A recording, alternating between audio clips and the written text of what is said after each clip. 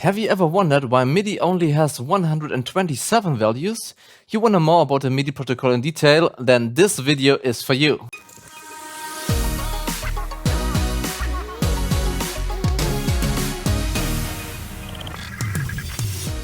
Hey guys, and welcome to Lacave Inside. I'm Marcus, and the topic for today is MIDI protocol deconstructed. In the last video about the MX512, a lot of you guys asked me to talk about a bit more detailed of the theoretical part.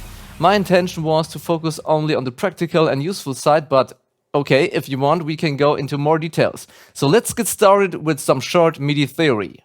MIDI was created or developed in 1981 as MIDI 1.0 and introduced in 1983 at a NAMM show.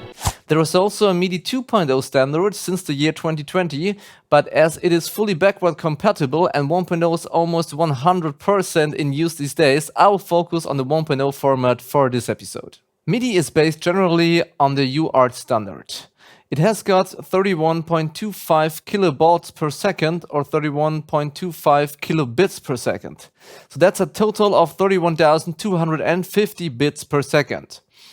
As we are sending it as a binary, one bit in this case of MIDI here is 1 baud. That's why I'm talking about bits in the explanation, but be careful, 1 bit is not always 1 baud. We will measure this shortly in an example to prove the bitrate.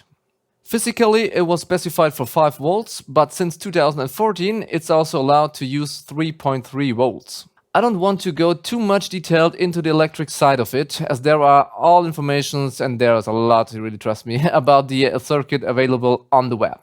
Each local transmitted byte will be physically consist of 10 transferred bits. So there's 1 start bit, a logical 0, 8 value bits, and 1 stop bit, a logical 1, without any parity or error detection. So we have a total of 10 physically transferred bits, which will take 320 microseconds at a MIDI baud rate of 31,250 bits per second. Now let's have a look at the MIDI message. A MIDI event is transmitted via the so-called MIDI message and consists of 1 or more bytes. It depends on the function you want to send to the receiver. In a normal case, the message will start with a status byte, followed by 1 or 2 data bytes. There are some exceptions like real-time messages or exclusive messages, but I want to focus today on the most used functions like note on, control change, and so on. As we can see on this image, we have 3 bytes to send for a standard note on command. The first is the status byte, which provides the function. In this case, it's note on, plus the MIDI channel. As we have up to 16 channels available, logically it's channel 1 to 16, but physically it's sent as 0 to 15 for our transmission. To identify this byte as the status byte always, the MSB or most significant bit, so the highest bit to say of this status byte, is always set to 1. We have 255 values available with 8 bits, so we divide this 8 bits into 2 parts, the upper part and the lower part. This is easier explained in a hexadecimal number. So the lower value is the MIDI channel and the upper is the function. Here's an image of the most common used functions. Note off will be, for example, a hexadecimal value of 80 plus the MIDI channel, and note on will be hexadecimal 90 plus the MIDI channel. You can pause the video here if you want to have a closer look at the list. So let's stay focused on a note on command. For example, we want to send a note on with a middle C, that means the note value of 60 and the velocity of 127 on channel 1. So that means we need 3 bytes to send. First of all, the status byte with the command and the MIDI channel, and then the data byte with our note, in this case a middle C, it's in decimal 60, and the second data byte with the velocity of 127. So let's create the status byte first. Note on command is hexadecimal 90, and then let's add our MIDI channel. So we want to use channel 1, so that means 1 minus 1 equals 0. And now we have to add this value to the hexadecimal of 90. So surprisingly, it is also 90 because we have the channel 1 physically 0. Now let's convert hexadecimal 90, which is 144 in decimal, to binary.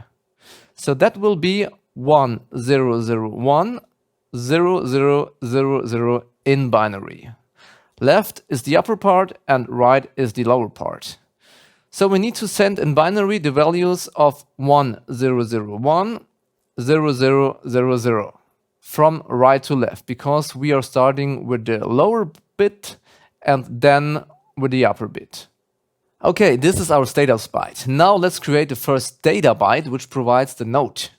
We only have to convert the note, it's a middle C, which is a value of 60 in decimal, to binary.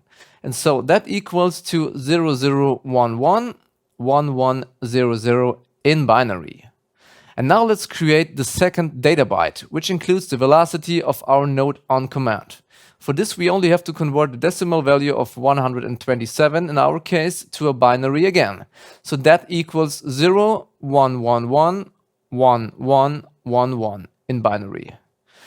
To identify a byte as a data byte, the MSB, so the most significant bit, needs always to be set to 0. So this is the reason why we only can send values up to 127 in the Midi world. Oh no! As we only have 7 bits available to send with values. And not 8 as in other protocols, because the MSB, the highest bit to say, is there to identify a byte as a status byte or a data byte, and could not be used for any other values.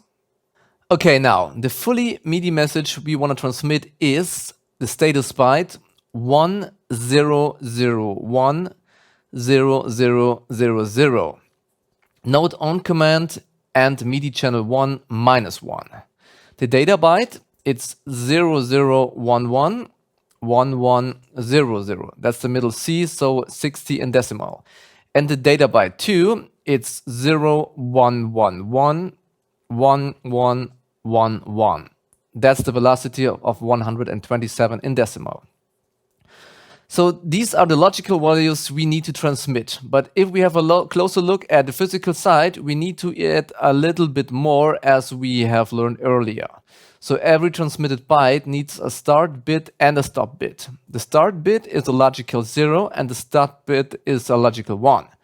So now to speak physically, a logical transmitted 0 is physically 0 volts and a logical transmitted 1 is physically 5 volts or 3.3 volts, depends on the transmitter. Alright, now let's have a closer look at the oscilloscope. So we switch to the oscilloscope and let's send some Midi data over here.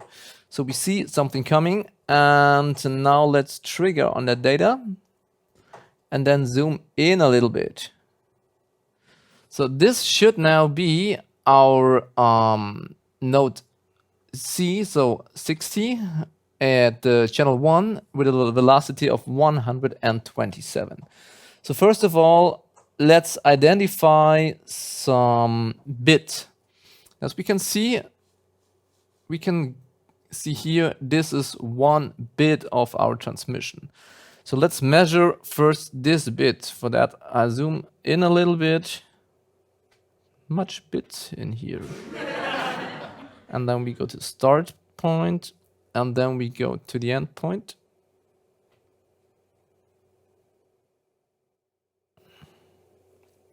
And we have now here 32 microseconds. And 32 microseconds, that means if I divided 1 through 32 times 1000, that means we have 31.25 kilobits per second, or times 1000, 31,250 bits per second. So this is our baud rate, which we need to use. Okay, let's zoom out a little bit. And now I can say we have a fully transmission of 1 byte for 10 times this time. So let's do the start. Start is over here. This is our first bit, start bit.